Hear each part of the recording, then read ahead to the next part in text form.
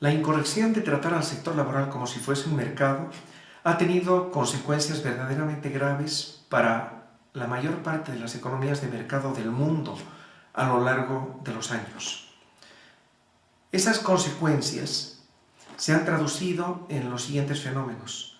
En primer lugar, en un incremento en los niveles de desempleo. En segundo lugar, en una ralentización y en algunas ocasiones incluso caída o disminución de los niveles de producción de bienes y servicios.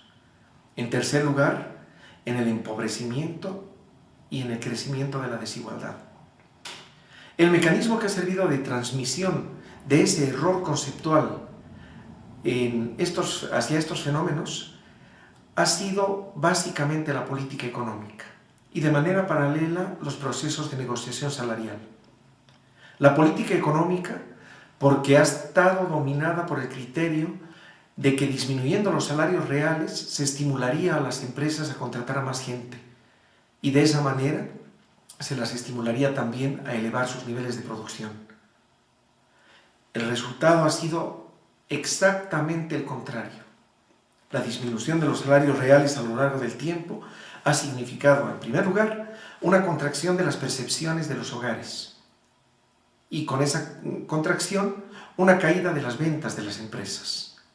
Esa venta, a su vez, ha estado inevitablemente acompañada de desempleo de fuerza de trabajo, lo cual, habiendo retroalimentado la caída de las percepciones de los hogares, ha dado lugar además a una polarización del ingreso y de la riqueza a lo largo del tiempo y al más grave de todos los fenómenos, el empobrecimiento, que a diferencia de la pobreza consiste en la disminución de las capacidades promedio de satisfacción de las necesidades de toda la sociedad. El concepto clave que debemos tomar en cuenta para este análisis se refiere al salario real y está compuesto de dos elementos. Por una parte, el salario nominal o monetario, que no es otra cosa que lo que los empleadores o empresas, aparato productivo, le pagan al trabajo al final de una jornada, de un mes o de una quincena. Y por otro lado, el nivel general de precios, que se refleja en un índice que construyen las instituciones encargadas de medir las tasas de inflación y que se refiere a un promedio ponderado bajo algún criterio de los bienes y servicios que son demandados por la sociedad para la satisfacción de sus necesidades. El salario real, entonces, se construye como una división del salario monetario en el numerador entre el índice de precios en el denominador. Y el concepto que encierra es el del valor del trabajo expresado en unidades de producto. En otras palabras, se refiere al valor real de la unidad de trabajo contratada y refleja, por supuesto, el poder de compra que se les transfiere a los trabajadores a tiempo de pagar ese salario. Entonces, es fácil percibir que a lo largo del tiempo los salarios nominales aumentan, año tras año, negociación salarial tras negociación salarial. En muy raros casos se estancan, pero por lo general aumentan. ¿Por qué entonces, si los salarios nominales aumentan, decrece el salario real? La respuesta se encuentra precisamente en el encarecimiento de los bienes y servicios que dan lugar a que el índice de precios aumente, es decir, el denominador del salario real. ¿Qué sucede entonces con la política económica orientada a la disminución de los salarios reales? El mecanismo que emplea la política económica es el de dar lugar a que la negociación salarial se plantee como objetivo que los salarios nominales crezcan menos que los precios, por tanto, menos que la inflación. Al hacer eso, logran que el salario real se mantenga estable o incluso decline, de manera que, al suceder eso, las empresas sientan el abaratamiento en términos reales de la fuerza de trabajo que ya tienen contratada o de aquella a la que podrían acceder. Esa falsa idea es la que ha dado lugar a las patologías antes descritas. Sin embargo, hay un asunto de suma importancia que debe ser tomado en consideración. En el plano de la negociación salarial, los sindicatos proceden a partir de una de dos ideas. o bien de que forman parte de un sector laboral en el cual el crecimiento de los salarios no es una contraposición, sino un mecanismo adecuado para hacer crecer los niveles de empleo, o bien la idea de que el sector laboral es un mercado y que elevar los niveles de salarios se paga inevitablemente con desempleo. Si los sindicatos mencionan, se acogen al concepto de mercado de trabajo para negociar salarios, inevitablemente serán corresponsables bajo esa idea del crecimiento del desempleo.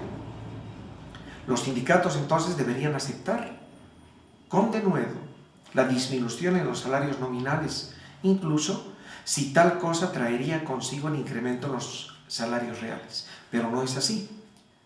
Si los sindicatos, en cambio, reconocen que el sector laboral no es un mercado y que elevar los salarios es uno de sus objetivos irrenunciables y además plenamente compatible con la elevación de los niveles de empleo, entonces la negociación tomará un rumbo completamente diferente y logrará que los sindicatos no sean disfuncionales entre sus objetivos salariales y sus objetivos de niveles de empleo. Un criterio clave implicado por la teoría tradicional en este concepto de mercado de trabajo y derivado en la política económica se refiere a la flexibilización de los mercados de trabajo. Plantean los economistas tradicionales que flexibilizar ese mercado de trabajo dará lugar, en primer lugar, a elevar los niveles de empleo, en segundo lugar, a elevar los niveles de producción y con ello a dinamizar las economías locales. El resultado ha sido totalmente opuesto. ¿Qué sucede? Las economías, principalmente las economías emergentes o subdesarrolladas, tienen dos sectores claramente diferenciados al interior de las mismas. Uno que está ligado de manera dinámica a la economía externa y que está constituido por su sector exportador, otro vinculado a su mercado interno, y que depende, por tanto, de la capacidad de compra de los agentes que pertenecen a esa sociedad y que conforman la demanda agregada de sus bienes y servicios. Las empresas, generalmente pequeñas y medianas orientadas al mercado interno, dependen del crecimiento de los salarios para que sus ventas crezcan. En cambio, las empresas orientadas a la dinámica exportadora dependen, en primer lugar, de la demanda de bienes y servicios por parte de la economía del resto del mundo. Demanda que depende, a su vez, fundamentalmente de la tasa de crecimiento del producto en el resto del mundo, pero no en la economía local.